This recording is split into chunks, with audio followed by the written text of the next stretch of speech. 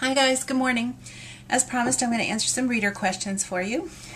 Jennifer wanted to know, she read on my website that I used to work in Hollywood, and she wants to know what's the craziest thing that I experienced there. It would be kind of impossible to narrow that down, Jennifer. It was about 20 years that I spent there, 15 of them as a personal assistant and publicist for actors. And I think the craziest thing, or the best lesson that I learned, came from the craziest thing, and that was finding out the fan experience and what that really entailed, and the lengths that some people will go to get close to a celebrity or to feel noticed by a celebrity.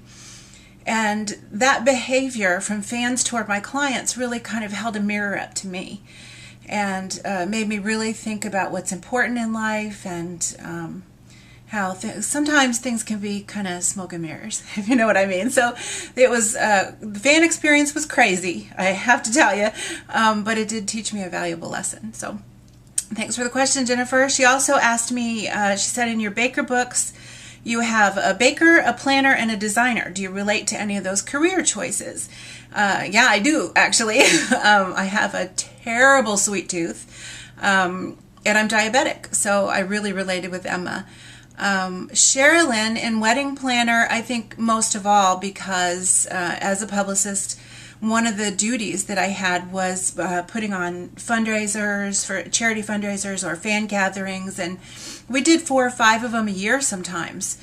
So I had to learn real quick what it meant to put together a pretty good sized event, ranging from, like 50 people to several hundred. So yeah, I relate to Sherilyn and what she went through. So if it seemed like Sherilyn sometimes really knew what she was doing, she did. And then designer, I never really wanted to be a fashionista. However, I loved Audrey. I just thought she was cool. She was fun. I related to her non-techie existence where she didn't want a cell phone, and when she got it, she didn't know what to do with it, so I really related to that, and I just thought she was a cool character, so I related to her more than her profession. I had to do a lot of research for that. So Jennifer, thanks for letting me feature you, and thanks for your questions. And I got a couple from Nikki New. Nikki wants to know, have you done much travel, and if so, where, and if not, where do you want to go?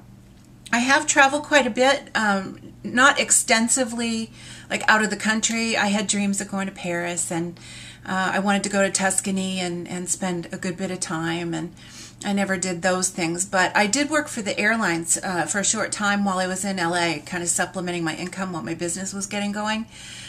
So I had really good travel benefits, and my business partner and I would just hop on a plane, like if I had a day off, and we'd fly, somewhere random like St. Louis. We'd explore the city and just spend the whole day and then fly home at night. And I really got a good chance to experience things that I probably wouldn't have without that. So Canada, United States, and Mexico, yeah, a lot of travel, but outside of that, no, not yet. I hate to fly, so mostly road trips are my deal. But, I'll get on a plane if I have to. So, yeah, I have traveled, and I'd love to come and visit you in Australia, Nikki. And her last question was, do you ever regret moving to Florida? Nikki has read all my books, so she knows that Love Finds You in Holiday, Florida, and The Big 5-0. Florida was kind of like a secondary character in those books, and I kind of made fun of it. But, I got a reader letter one time that said, you're going to make a living off making fun of Florida.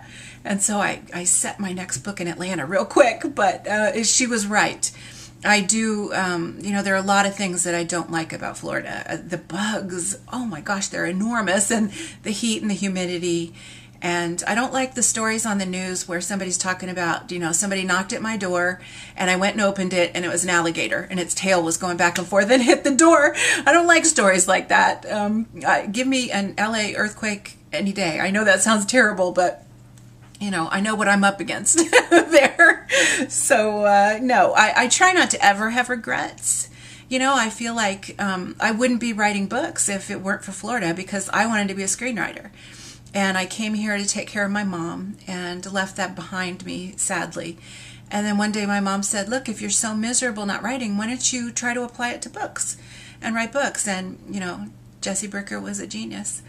And that started me off on this path where I found what my true purpose was. So I'm grateful for Florida and for the moment I'm planted here. And so I know I have no regrets. I don't love it, but I don't regret coming. So thanks, Nikki. And thanks to all of you. I just want a little secondary note to my readers. You are such a blessing to me. I love you.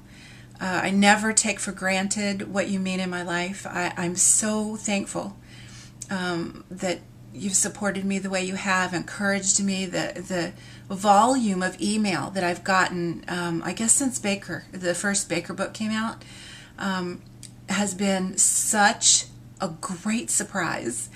And your support means everything to me, and I really do love you, and thank you from the bottom of my heart. Thank you.